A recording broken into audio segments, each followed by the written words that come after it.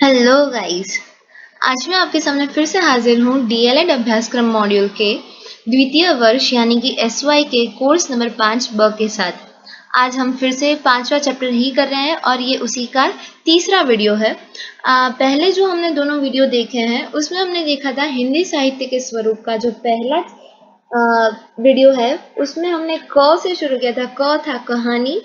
ख जो दूसरा वीडियो है उसमें हमने निबंध देखा और आज हम लोग पहुंच गए हैं ग पे जो है जीवनी। तो let's get started with that. देखते हैं कि जीवनी की परिभाषा क्या है। तो देखते हैं कि जीवनी किसी अन्य व्यक्ति के द्वारा लिखी जाती है। अन्य व्यक्ति के द्वारा लिखी जाती है। किसी भी महापुरुष के बारे में कोई अन्य लेखक जब उस महापुरुष के जीवन के विभिन्न पहलुओं पर लिखता है तब वह जीवनी कहलाता है।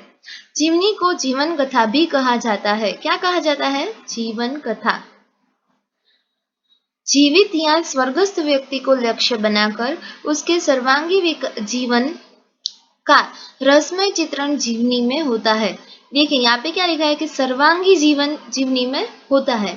जीवनी में किसी एक व्यक्ति के जीवन का जन्म से मृत्यु तक का समस्त जीवन वृत्त भी आ सकता है और वह उसके जीवन के किसी एक कालखंड या किसी विशिष्ट चारित्रिक पहलू पर भी केंद्रित हो सकता है। जीवनीकार जिसकी जीवनी लिखता है उसके गुण दोष, दुर्बलता महानता, आचार विचार, वाणी विवेक तथा उसके संपर्क में आए हुए लोग का प्रभाव और प्रेरणा आदि अनेक पहलू का विवेकपूर्ण मूल्यांकन करता है।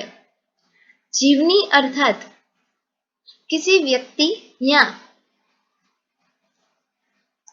जीवनी अर्थात किसी व्यक्ति या व्यक्ति विशेष के बारे में देखिए यहाँ पे जो लिखा गया है कि जीवनी है वह किसी व्यक्ति के जो बाह्य स्वरूप है उसका उसके बारे में ही नहीं लिखा जाता, लेकिन उसका जो बाह्य व्यक्तित्व तथा उसका जो आंतरिक व्यक्तित्व होता है उसके बारे में भी यहाँ पर एकदम हम लोग गुजराती में बोलते हैं ना कि एकदम सूक्ष्म થઈ અને એનું જે જીવન છે એને વિચારવામાં આવે છે, એને સૂક્ષ્મમાં સૂક્ષ્મ બાબત છે એની નિરીક્ષણ કરવામાં આવે છે અને પછી છે એ જીવની છે એ લખવામાં આવે છે।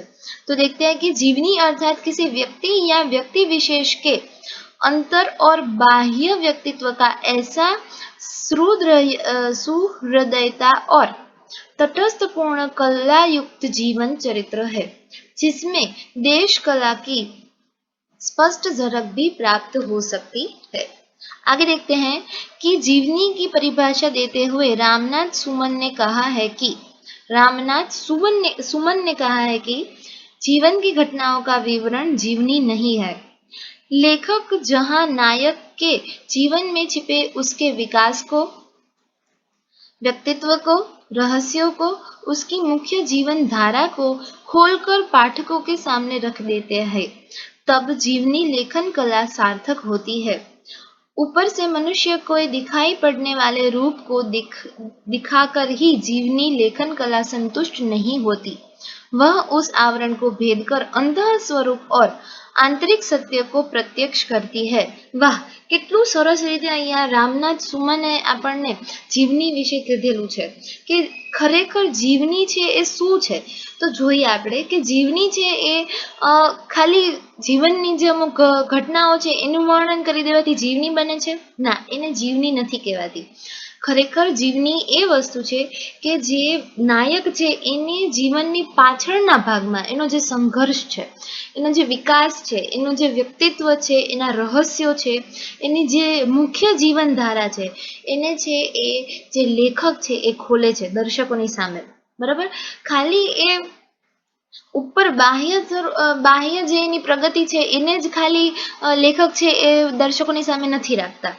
અને અહીંયા હજી એક बहुत સરસ લાઈન કીધેલી કે જુઓ કે मनुष्य के दिखाई पड़ने वाले रूप को दिखाकर जीवनी लेखन कला संतुष्ट नहीं होती। એટલે કે બાહ્ય જે એની વિકાસ છે, એની જે પ્રગતિ છે એ જ ખાલી દેખાડીને જીવનીની જે લેખન કલા છે એ સંતુષ્ટ નથી થતી, પરંતુ એ આવરણને ભેદી અને અંતઃ સ્વરૂપ સુધી એ જાય છે અને પછી જે સત્ય છે એને પ્રત્યક્ષ કરે છે.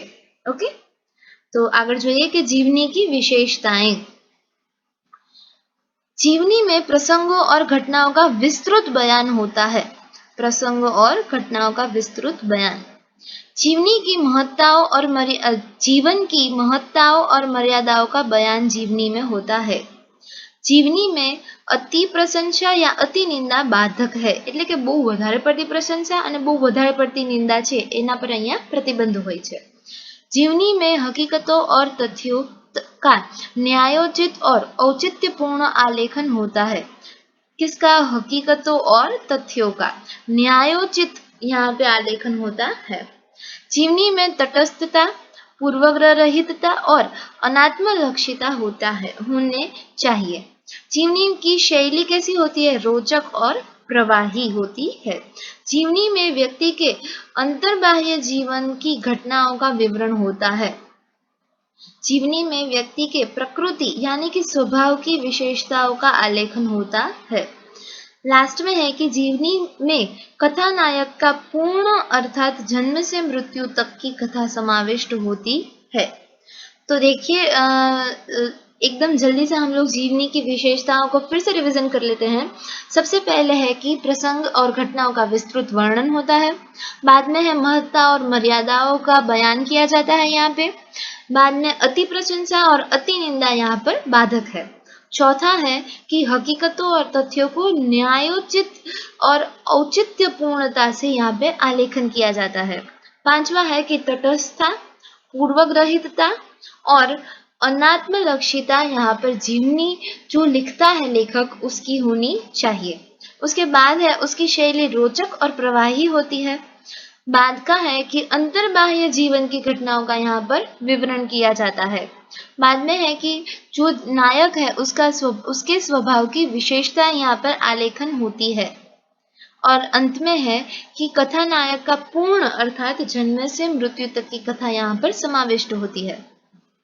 तो गाइस मैं ऐसा मानती हूँ कि आप सभी को यह जो जीवनी हमने देखी है, ठीक है, उसका आपको एकदम पूर्ण रूप से समझ में आ गया होगा हिंदी साहित्य स्वरूप जीवनी का. ठीक है, और आपको कोई भी क्वेरी हो तो आप मुझे कमेंट बॉक्स में लिख के बता सकते हैं. मैं उसके जल्दी से जल्दी आंसर देने की ट्राई करूँगी.